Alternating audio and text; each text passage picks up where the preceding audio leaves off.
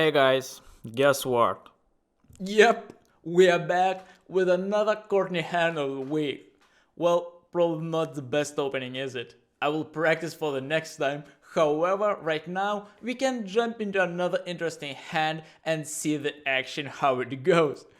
So this time we have ace queen and we face a raise before us. Obviously a pretty easy call. I do think there's not much to comment. Raising and getting it in again would definitely be a mistake here. You really want just to call and keep his range as wide as possible.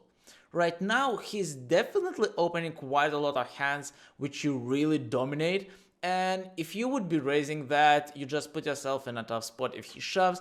Moreover, what is even worse, you make him fold all his weaker hands and they're not going to get any value later on from them, which obviously sucks. Therefore, I love to see a call here. Good job, Courtney. And continuing further, seeing what it brings us. Everyone else falls and we see the flop. Deuce 6-5 was a flush draw. Here Courtney decides to call, which I think is perfectly fine again. At first, you could think, well, we totally miss the board. Yeah, you miss it. However, your opponent is going to miss this board as well, almost always. He's not going to hit many of his hands here. Moreover, this is a board that he's probably likely to be c-betting close to 100% of the time. Therefore, floating these hands is fine, even without a club. Obviously, if you would have at least one club, this is a snap call and folding would be a big mistake. Here, folding would not be a mistake. However, I do think that calling gains us a little bit more money in the long run, and I love to see this. Remember, you need to take a few other things in consideration as well. Firstly, you are doing pretty well against his whole range. That is a big benefit. Even if you are behind against his pocket pairs, let's say lower ones, you have outs to hit your queen or an ace. Moreover, what is really important here, if you hit that ace and a queen, is going to be perfect bluffing cards for your opening, and he's very likely to continue barreling without anything, and you're going to win a huge pot. Therefore, the small investment really justifies the risk you're taking, and you really want to have some flows in this situation. So as we said, if you have a club, this is a snap call for sure, but even without a club, I like to see this. You should be looking to play pots, you should be looking to put your opponent in tough spots as well. Moreover, if you hit a club, if you hit a 7, 4, 3, you could put a lot of pressure to him and just even raise if he bets, or he's going to be giving up a lot of the time, and you have easy way to pick the pot by simply betting when he checks. So for all these reasons, which there are quite few of those, I think calling is fine, and let's see how we can continue further. Wow, pretty reasonably good card for us, a queen, and our opponent bluffs. This is just like we said, if we hit a queen, we're going to be extremely lucky because this is very good card for your opponent to continue bluffing, and he's going to be betting close to his entire range here as well. Therefore, please do not make mistake of shoving this. It would be very bad. You would not reach anything good at all for you. However, you would make all his bluffs fold, which is a tragic result. So you want to call, you want just to call and keep his wide range as possible in the hand. He's going to barrel you with a lot of different like ace highs, flush draws, even with one club where he's basically drawing dead, and he's going to barrel you off just because he has some blockers, so his betting range is very wide.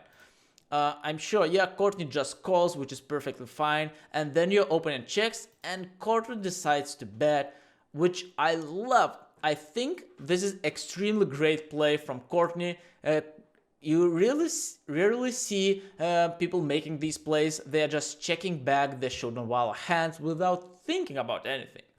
But actually, if you're checking here, you're doing a huge mistake, and like you're leaving so much money at the table that it's not going to be very easy to build pots if your strategy is going to be like this. So think about that.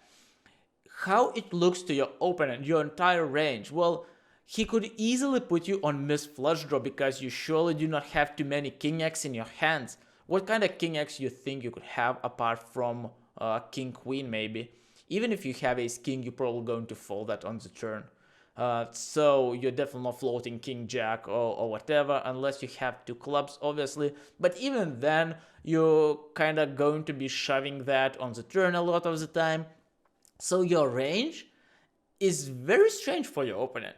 And now he should be willing to bluff catch with some of the hands. Moreover, to be honest, on your spot, you could be treating this hand as nuts. Your opponent basically never has king X because he would always be betting, well, not always, but a lot of the time he definitely would be betting that on the river. However, now when he checks, I'm going to be super excited, super happy with my hand, just go with it and bet for Waller, as Courtney does here. He is going to perceive you as having many missed flush draws, as we said. You do not have any king X that would make sense to play this way. So he's pretty likely to bluff catch. Therefore, I'm extremely happy to see how this hand played out. I think this is a great indication how good Courtney plays. Yeah, really. I'm really impressed. Many players mid this spot. Even pretty regularish and good players mid this Walla bet. So I'm very happy to see this. Let's see if we get a call. No, unfortunately we don't. However, it doesn't change much. You play this hand perfectly. I think there's a lot from everyone to take from this hand as well. You really want to force your opponent to make these mistakes. You really do not want to play automatic without thinking about decisions. And when you hit the hand, you really want to play it in the right way. Like, for example, here, raising on the turn would be drastically bad result for you. You would just make him fold all his bluffs, and obviously you're going to gain way more value by simply calling. Moreover, what I love the most is a bet on the river.